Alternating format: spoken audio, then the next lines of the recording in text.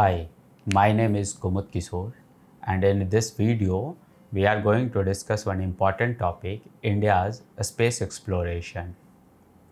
We will try to link this topic with recent success of Chandrayaan 3. So पहले हम लोग India का जो स्पेस एक्सप्लोरेशन है, विज़न है या जनरल स्पेस एक्सप्लोरेशन क्या है, उसे समझने की कोशिश करते हैं। सो स्पेस एक्सप्लोरेशन जितने भी हम लोग डिस्टेंट ऑब्जेक्ट देख रहे हैं, अर्थ के डिस्टेंट ऑब्जेक्ट लाइक मून हो गया, अदर प्लैनेट्स हो गया, स्टार हो गया, सन हो गया या बियॉन्ड, तो ये हमेशा से एक रिक्वायरमेंट है, क्यूरोसिटी है कि हम लोग उस पर्टिकुलर प्लैनेट्स को जान सके, उस पर्टिकुलर मून को जान सके। तो वहाँ पे हम लोग स्पेस प्रोब भेजते हैं with determined set of requirements कि हमें ये पर्टिकुलर डेटा कलेक्ट करना है, और धीरे धीरे उस डेटा को कलेक्ट करते करते हम लोग अपना साइंटिफिक एक्सपेरिमेंट कैरी करते जाते हैं for the purpose of our economy, for the purpose of our humanity. So before going into the complete imagination of a space, let's just first get the brief of recent Chandrayaan 3 landing. So अगर आप यहाँ पे देखो तो जो भी चंद्रयान 3 था, spacecraft अपना इस ऑर्बिट में रिवॉल्व कर रहा था मून के अराउंड। सो 23 अगस्त को इवनिंग में अगर हम लोग देखें तो उस दिन ऐसा हुआ कि आपका जो भी यहाँ से लैंडर है वो सेंसर से डेटा अपना कलेक्ट कर रहा है, उसके एटमॉस्फेयर से अपने स्पीड को अकॉर्डिंगली एडजस्ट कर रहा है, और दैट्स जाते जाते वो फिर सॉफ्ट लैंडिंग मून के सरफेस पे कर सका। सो सॉफ्ट लैंडिंग कहने का पर्पस है कि वो आराम से उसके मून पे चला गया ताकि जो भी आपका लैंडर था, विक्रम लैंडर, उसके कोई भी इक्विपमेंट टूटे नहीं, और जो भी हमारा जो पर्पस है एक्सपेरिमेंट का वो कैरी हो सके। So this was the moment of pride, whole India has enjoyed that moment. It was also the moment of promise that in the coming time India is going to play a very important role in discovery of the space things. थोड़ा सा topic को curiosity बनाने के लिए, एक interesting बनाने के लिए हम लोग इसको थोड़ा कॉन्टेक्स्ट में बिल्ड करते हैं। लाइक स्पेस एक्सप्लोरेशन की ड्रीम्स या विजन कब से है? तो जब से ह्यूमन सिविलाइजेशन बॉर्न हुई, जब से ह्यूमन बींग्स के पास थिंकिंग आई, ड्रीम्स आए, ये हमेशा से जो भी मून्स थे, स्टार्स थे, उन्हें देखकर हमेशा से एक क्यूरियोसिटी होती थी कि वे उस पर्टिकुलर स्पेस को जाना जाए।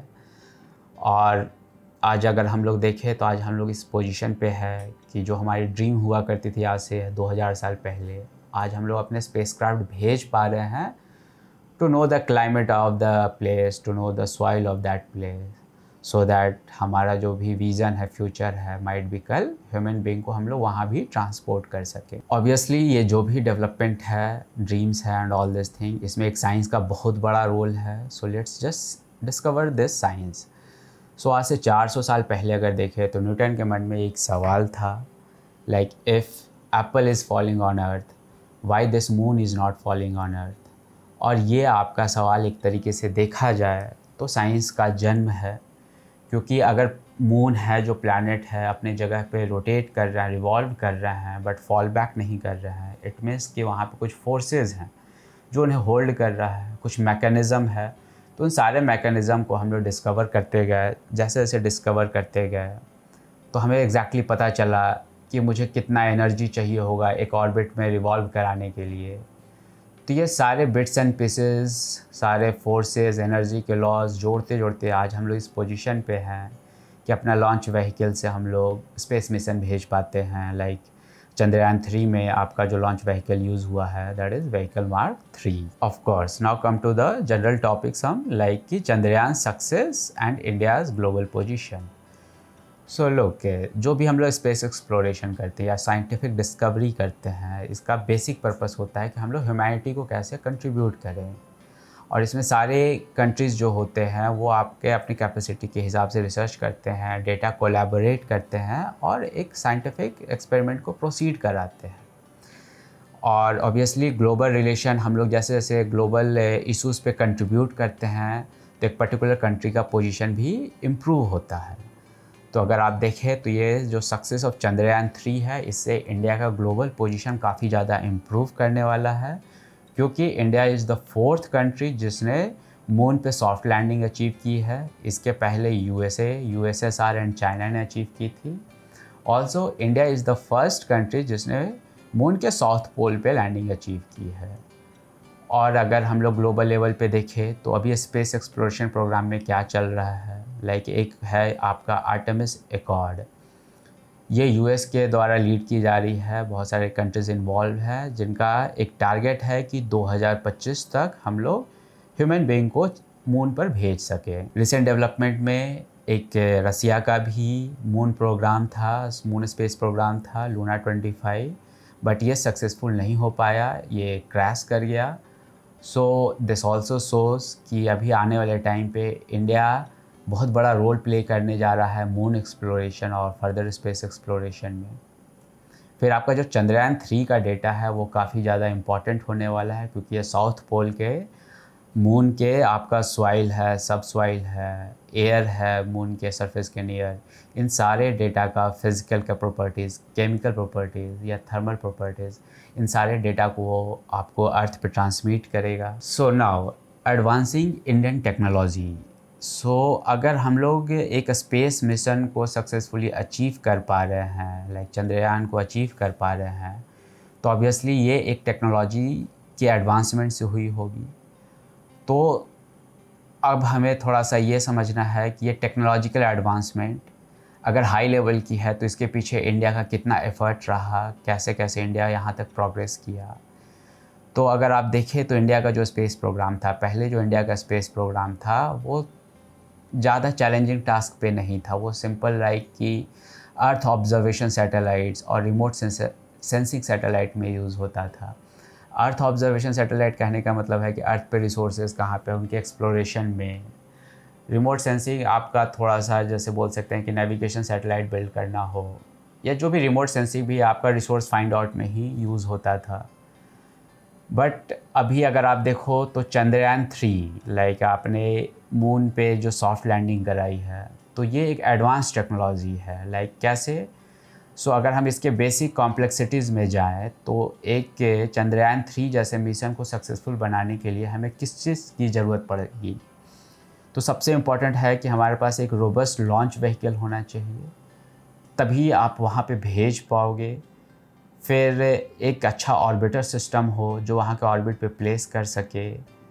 और जैसे अगर आप देखो तो ये अगर अर्थ है, यहाँ पे मून है, तो अर्थ का अपना ग्रेविटेशन है, तो इसको आप लिफ्ट कर रहे हो तो एक अच्छा लॉन्च व्हीकल चाहिए जो आपका सैटेलाइट होगा, जो ऑर्बिटर होगा जिसको ऑर्बिट में ये प्लेस करेगा।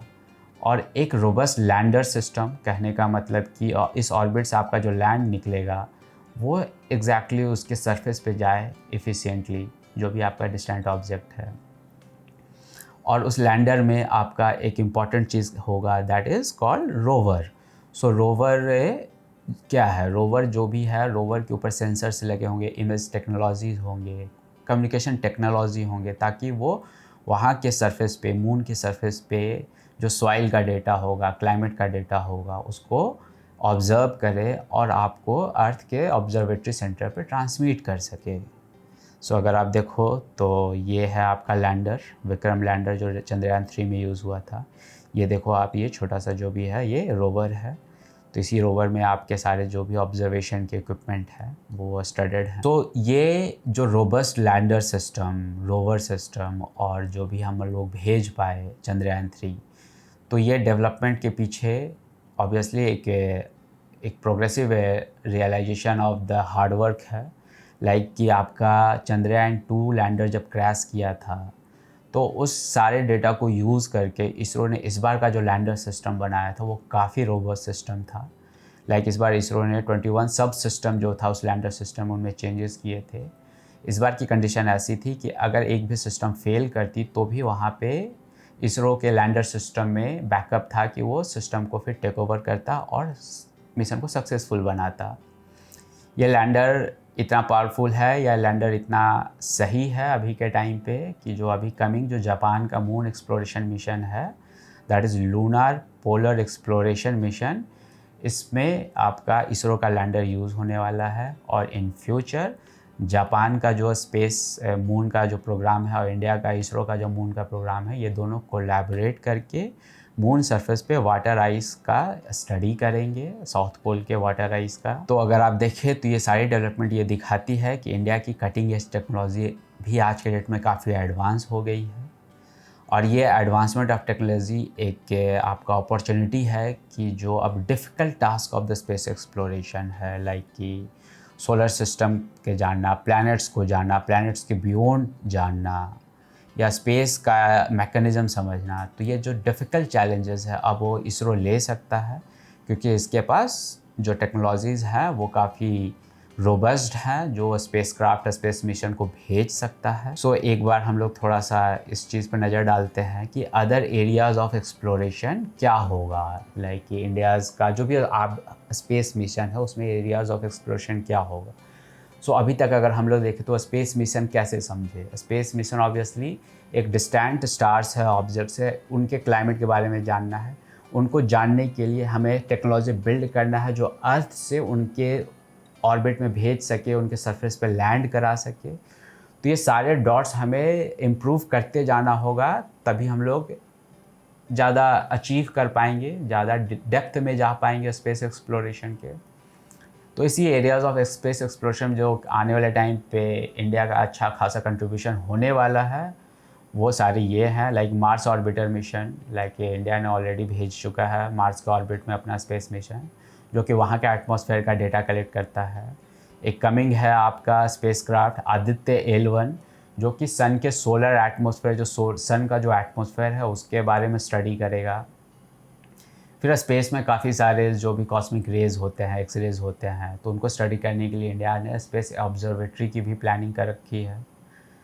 फिर अब जो भी है ये तो स्पेस में जो डिस्कवर कर रहे हैं, लेकिन अनटिल एंड अनलेस जो भी स्पेस में भेजने वाली टेक्नोलॉजीज़ हैं, लाइक सैटेलाइट्स हैं, लॉन्च व्हीकल है, तो ये कहीं ना कहीं इन्हें एडवांस करते जाना होगा ताकि हमारा एक्सपेडिशन और एक्सपेरिमेंटेशन होते रहे। तो आने वाला टाइम में जो भी है, लाइक कि सैटेलाइट्स जो अभी हम लोग यूज़ कर रहे हैं, ये कैसे इलेक्ट्रिक पावर्ड हो, लाइक इलेक्ट्रिसिटी के थ्रू चले। लाइक करंटली क्या होता है कि हम लोग सोलर लाइट का एनर्जी यूज़ करके अपने सैटेलाइट्स को चलाते हैं, तो ये ऑब्वियसली कभी सनलाइट ना हुआ तो आपका परफॉर्मेंस डाउन हो जाता है। तो इलेक्ट्रिसिटी इंड्यूस्ड, आप इलेक्ट्रिसिटी मोटर ड्रिवन अगर सैटेलाइट भेजोगे तो वो ज़्यादा फंक्शनल होगा, ज़्यादा रिलायबल होगा, कंटिन्यूएशन में वो काम कर पाएगा। अब वहाँ से जो भी डेटा हमें भेजना है अर्थ ऑब्जर्वेशन के सेंटर्स पे, तो वहाँ पे जो टेक्नोलॉजी यूज होगी कम्युनिकेशन टेक्नोलॉजी, तो आने वाले टाइम पे हमें देखना है कि कैसे हम लोग क्वांटम कम्युनिकेशन टेक्नोलॉजी को यूज़ करते हैं ताकि वो डेटा का ट्रांसमिशन बहुत अच्छे से हो सके, हमारा साइंटिफिक एक्सपेरिमेंट काफ़ी अच्छे से फिर कंडक्ट हो सके। और obviously sky is the limit. आने वाले टाइम पे space exploration will go in a very diverse way. जो सबसे हमारा जो एक फैंटेसी और ड्रीम्स में होता है कि हम लोग कैसे ह्यूमन स्पेस फ्लाइट प्लान कर सके, जैसे हम लोग मूवीज़ में देखते हैं Interstellar and all this thing, ताकि हम लोग हर जगह भेज सके ह्यूमन स्पेस फ्लाइट। और ये सारी चीज़ें हमें सक्सेसफुल बनाने के लिए ऑब्वियसली इसके कॉस्ट कम करने होंगे, इसको इजी टू यूज़ इतना करना होगा ताकि हम लोग बहुत अच्छे से एग्जीक्यूट कर पाएँ। तो जो अगला पर्पस है, लाइक हमारा जो लॉन्च व्हीकल है, तो अभी हम लोग वन टाइम यूज़ करते हैं, वो फिर क्रैश कर जाता है। तो रीयूजेबल लॉन्च व्हीकल बनाने का एक होगा मिशन जो अभी है। तो इसमें ये होगा कि आप लॉन्च व्हीकल आपका जो होगा वो सैटेलाइट होगा, स्पेस मिशन होगा, उसको ऑर्बिट में भेजेगा, मून के प्लैनेट के ऑर्बिट में, और वो लॉन्च व्हीकल फिर आपके अर्थ पे लौट जाएगा, जिससे आपका कॉस्टिंग काफ़ी रिड्यूस होगा और बहुत ज़्यादा स्पेस मिशन और सैटेलाइट आप प्लान कर सकोगे। बहुत ज़्यादा एडवांसमेंट होगी आने वाले टाइम पे, तो हम लोग प्लैनेट पे हैबिटेशन बिल्ड कर सकते हैं ह्यूमन बीइंग के लिए। मान लिया कि मल्टीपल प्लैनेट पे हैबिटेशन बिल्ड किए, तो फिर उन सारे प्लैनेट्स के कम्युनिकेशन, या अभी भी जितने भी प्लैनेट्स का आपका जो भी हम लोग मिशन भेजे हैं, तो उन सारे मिशन में एक आपस में कम्युनिकेशन हो, तो वो सारे रोल को इंडिया आने वाला टाइम पे ले सकता है। और ये this is the future of course. ये आने वाला टाइम जो भी होगा, like ISRO is the public sector organisation, आगे चल के इंडिया के प्राइवेट सेक्टर्स भी जो आएंगे इसमें कंट्रीब्यूट करेंगे काफ़ी अच्छे लेवल पे, और सिस्टम एफिशिएंट बनेगा, कॉस्ट रिडक्शन होगा, लॉन्च व्हीकल का कॉस्ट रिडक्शन होगा। So this is how the space mission has been planned. So basically this topic is going to help you for the UPSC mains purpose. Generally mains में आपको ये करना है कि आपके इमेजिनेशन में विज़न क्लियर कट कनेक्टेड है, तो आपका आंसर राइटिंग में वो ज़्यादा स्ट्रक्चर्ड निकलता है और कम टाइम में ज़्यादा एक इमेजिनेटिव टॉपिक्स आप लिख सकते हो. सो इस टॉपिक में हम लोगों ने यही देखा कि चंद्रयान 3 क्या था, एक हमारा मून मिशन है. तो चंद्रयान 3 के जो टेक्नोलॉजी यूज़ हुए, यही टेक्नोलॉजी अब हम लोग क्या कर सकते हैं, अच्छा advance technology other target of the space mission, like कि मार्स पे हमें जाना हो या अदर प्लैनेट्स के एक्सप्लोरेशन पे जाना हो या सन पे जाना हो या सन के बियॉन्ड जाना हो. सो टेक्नोलॉजीज़ हम लोग डेवलप करते जा रहे हैं, इस टेक्नोलॉजी को यूज़ करते जाएंगे और नए नए टारगेट्स को एक्सप्लोर करते जाएंगे, नए नए रिसर्च एरिया को हिट करते जाएंगे. सो आपको इमेजिनेशन में रखना है स्पेस में क्या क्या है जो हम लोग एक्सप्लोर कर सकते हैं, उसको एक्सप्लोर करने के लिए उसके पीछे क्या क्या साइंटिफिक मैकेनिज़्म लग रहे हैं, क्या क्या हमारे पर्पस जुड़े हुए हैं, और उस सारे एक्सप्लोरेशन को करने के लिए कौन कौन से टेक्नोलॉजी हम लोग यूज़ कर रहे हैं, और ये सारी चीज़ों को अचीव करने के लिए कॉस्टिंग कितनी हो रही है, कम हो रही है, साइंटिस्ट कैसे आ रहे हैं, किस तरीके से एजुकेशन में बिल्ड हो रहा है, किस तरीके से हमारा एजुकेशन करिकुलम को ट्रांसफॉर्म करना होगा जो आने वाले समय के हिसाब से स्पेस एक्सप्लोरेशन में कनेक्ट हो सके. So for UPSC purpose, always remember you have to develop the thinking capability, connecting the dot capability, so and building all the dots in a very coherent imagination so that you can write the answer to the point. So that's all. Thank you.